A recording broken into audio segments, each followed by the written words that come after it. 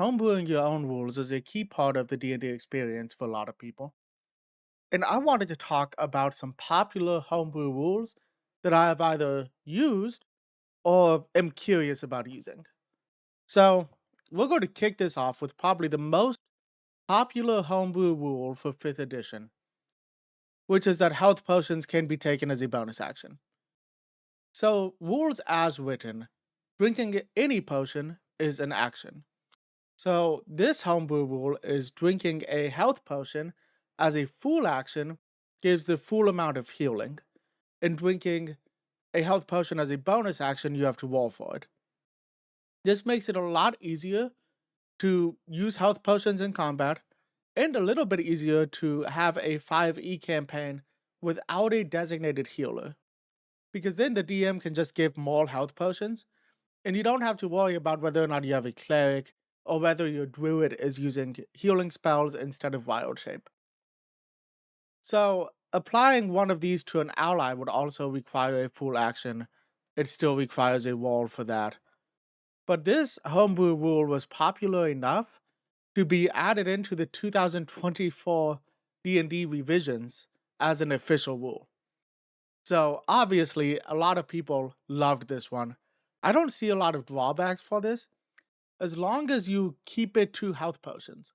I don't think you should be able to take like invisibility potions and stuff like that as a bonus action because it makes those potions substantially stronger. So I think it's good to use for health potions, maybe not for all of the other potions. And then another incredibly popular D&D homebrew is the natural ones and natural 20s also apply to ability checks.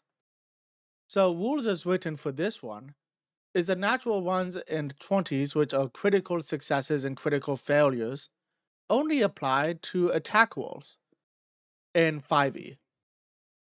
This changes that to a natural 1 and a natural 20 also applies to ability checks. Now, I love this one.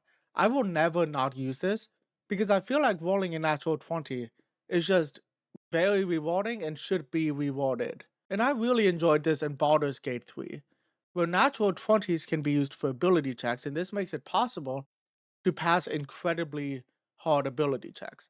And on the flip side of this, it also makes it so your character that has an incredibly high plus to an ability check can still fail. Because there is an issue where at a certain level, like a rogue, just can't fail a stealth check. Like it would be incredibly difficult to do. And then another homebrew rule that I personally have not used, but it gets a lot of discussion online from both sides of the fence. So people that love this and people that don't like it. And that's the death saving throws award behind the DM screen. This could be the DM walling them or the player walling behind the screen. I think personally, this only works well if it's the player walling behind the screen. I don't love the DM walling behind the screen because then I think the players are going to be a little bit worried that the DM is fudging their dice rolls. And I'm not saying they are, there's probably a very high chance that they aren't. But sometimes the DM doesn't want to kill the player in a scene. And if you're rolling behind your DM screen and the player survives, people might get a little suspicious. Or you might be tempted to fudge the dice roll. So I I think this one could work well. I do like the idea of the player rolling it behind the DM screen. And the main point of this rule is just so players don't know how close their companions are to failing their last death saving throw. So you're not just waiting until you have two death saves to throw out a healing ward or anything like that.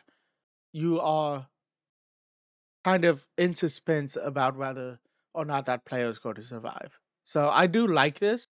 I just think you shouldn't have the DM do it just because people might not trust the result. And then another homebrew rule that I wanted to talk about is what a lot of people call like a crunchy crit. So this is when you crit, when you roll a natural 20, you maximize the original damage dice and roll again. So let's say you're using a sword that gets 2d6. You would get 12 damage, you would roll your dice, and then you would get that bonus that you get for your strength and proficiency or dexterity and proficiency. This is mostly so that a critical hit isn't too low. So rolling and doubling the dice or rolling double the dice, there is always the chance that you just roll incredibly badly. I don't hate this one. I think this could work well, and this is something I would like to try. I have done a different variation of this called a soft critical. So this is if you roll 10 over someone's AC, you do the max damage for your dice. So with that 2d6 example, if you were to roll 10 over somebody's AC, you would be doing 12 damage plus your bonuses. This seems like a great idea. My issue became at higher levels, the pluses get really high, and it's harder for this not to happen constantly. And I don't think that's an issue. I do think this would be a cool thing to put like on a weapon. So maybe you have a homebrew sword that your fighter gets that unlocks this soft critical ability. That if he hits with this sword, it happens. But I think players like to roll dice. And this reduces the number of times a player rolls a die. A homebrew rule that I personally really enjoy is just to ignore the alignment chart for players, at least. It is tough to track alignment for an entire campaign, and you have to consider what would change the player's alignment. I don't think alignment still makes much sense for player characters. I can understand it to a degree for monsters, but I think for some sentient monsters, it still doesn't make sense. And my biggest issue with this comes with goblins. In 2014's D&D, or I guess in the 5e edition, you can play a goblin. And goblins are supposed to be always evil. That's a problem if you're a player. So I played a goblin at one point that was a very innocent person. And it kind of goes against that goblin stereotype. I think the whole this entire race is evil thing can kind of create a big stereotype in D&D. And I prefer my characters and NPCs and monsters to feel more special than that. I don't want them to feel like every other goblin. I played a dwarf that was incredibly whimsical because I wanted to go against the norm for dwarfs. So I think ignoring the alignment chart just makes sense at this point, especially with how many races you can play in 5e. And then another homebrew rule is material components can be ignored unless the value is over 100 gold pieces. Now, let's put this out in the open. The main reason the value thing matters is so that you can't cast Revivify over and over again. You need a diamond. So, I think most of the time that's not going to matter. In my mind, if you are playing a wizard or another spellcaster, you probably have your material components. And honestly, you have an arcane focus, which my homebrew is if you have a arcane focus, most of your spells should work. Like I said, it just does get kind of iffy with things like Revivify. Another homebrew rule is coming up from death saving throws gives you a level of exhaustion. This prevents players from coming up and immediately going back down. But it can be very punishing. And this is why I don't use it. So, if you're fighting a monster and you're like a frontline fighter, or even this is probably worse if you're a spellcaster that this monster ran up on and you couldn't get away in time, and you come up, you get a level of exhaustion. Healing spells don't heal enough. That's my biggest issue with this rule. So somebody heals you, you get like 8 healing. And then it's the monster's turn, and they immediately down you. I don't feel like that should be a punishment for the players. Some monsters can hit hard, In some classes, especially people like wizards, don't have a high enough AC. If a monster runs up on them and they get hit, they're taking damage. So I feel like sometimes it can be a little bit too punishing to have a rule like this where the wizard is 100% going to go down when they come up and take on another level of exhaustion. A player would have to get that monster away from them, or whoever comes up would have to have like Misty Step or something. So I don't love this one. And then another homebrew rule that I've used in the past is sign language can be used as a verbal component. Now, this comes up with some issues. If there is a somatic component, how are they doing both? But also, it can just be abused really easily. So, my issue with it is that that means you can silently cast spells. I only used this in a specific situation. I had an NPC that the players were following in the Feywild. He was the guide. And on the material plane, this NPC was a ranger that couldn't cast spells because he couldn't speak because of a bad deal he had with a hag. But in the Feywild, when he would travel back home, he learned that he can manipulate the energy in the Feywild to allow him to spellcast through sign language.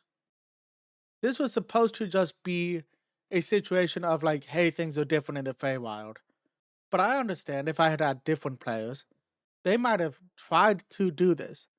Now, my saving grace here is none of my players knew sign language, so I guess that helped.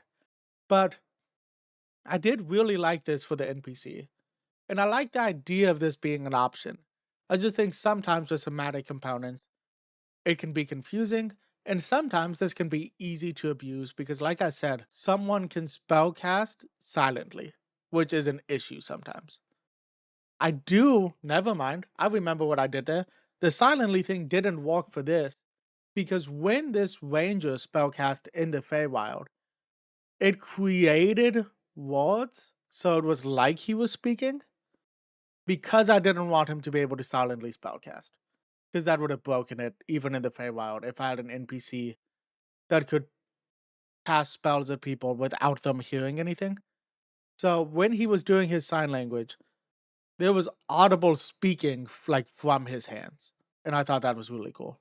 Another homebrew rule, so non-magical arrows and other ammunition are treated as unlimited. It is implied that your character is going to pick up ammo. I've been in games before where I haven't told the DM, hey, I want to loot my arrows off of the body, and they've told me that I need to mark down that I lost those arrows. Same with like javelins and stuff. I feel like it should be implied that your adventurer is picking up their ammunition. Now, I do like the idea of trying to have a mechanic where sometimes the arrows and stuff break. And I could understand if you're going for a more realistic game and there's not like other archers on the enemy team, it could make sense that you have to roll your dice to see how many arrows are salvageable. And I could get behind that. I think my issue is your character should be picking up the ammunition after a fight. And the enemies might also have ammunition. And they can loot the corpses. Let's be honest, the characters want to loot the corpses anyway. So I think this works. I really like this one. Another humble rule that I didn't even realize wasn't allowed is anyone can cast a scroll, no matter what the level is. So if you pick up a scroll, you should be able to cast it. And I think this is really cool for like barbarians and monks and stuff like that that might not have spellcasting. I don't know why I said monks, but you know what? We'll roll with it. So I think this can be cool for like the martial classes to get a touch of spellcasting every so often. Maybe the DC should be a lot lower. So if you pick up a scroll, maybe instead of your wizard's DC of like 16, yours is like 12. So it's a lot easier for them to succeed against the spell.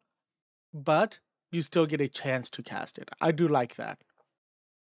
And then the last homebrew rule that I saw that I really like and kind of want to try in my games and might start trying in my games is characters get inspiration at the start of each session or after a long rest.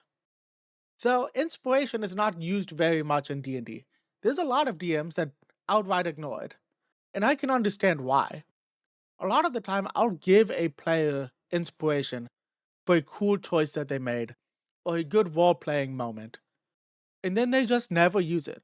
I'm saying it will be like 6 sessions later, and then they'll remember that I gave them inspiration, or I'll remind them that I gave them inspiration. I even use physical tokens so that it's harder for them to forget, and they still forget. Now, I do like another part of this, the inspiration doesn't roll over. So at the beginning of each session, you get an inspiration token or something. And then at the end of the session, you lose inspiration no matter what. And then you pick it back up next session. I do really enjoy that. So I think that's a great homebrew idea. I think it would be better to get the players to use inspiration more. If you guys don't know what inspiration is, it allows you to re-roll a saving throw attack ability check, or not re-roll, just get advantage on it. I don't think you're supposed to use it to re-roll. I think it's just for advantage. And it just makes it so it's easier for the characters to pass checks. And a lot of DMs use inspiration as a reward, but this would be just using inspiration as a mechanic. And I kind of like that. I do kind of enjoy the idea of players just being able to use this. This is just part of their toolbox now. So I will probably be buying this in future D&D sessions, and hopefully it works well. I like the idea of it a lot.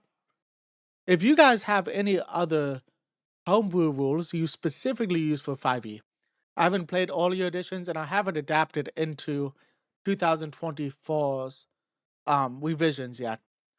So if you have homebrew rules you use specifically for 5e, leave a comment. I'm always curious about what people are doing in their home games. Other than that, guys, if you did like this video, leave a like. I really enjoy seeing the likes. If you want to see more videos like this, subscribe to the channel. Hit that notification bell. I'm going to be talking about stuff like this more often, hopefully. And like always, I hope everybody is having an amazing day. And until next time, guys, peace.